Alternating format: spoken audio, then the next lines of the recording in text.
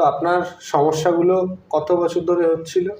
তাও 16 বছর হয়ে গেছে। 16 বছর ধরে সমস্যা?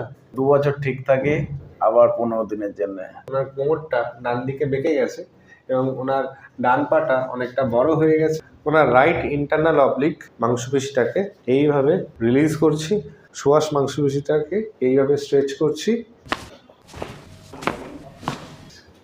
একবার উঠে দেখে নিন যে আপনার কোনো সমস্যা হচ্ছে কিনা। তো ভালোই লাগে, একদম ভালো লাগছে তো? পায়ের মধ্যে যে অবশ ভাবটা ছিল সেটা কি এখন আছে? শুধু ওই অবস্থা হালকা আছে, আর এটা একদম হালকা হালকা দুটো। একদম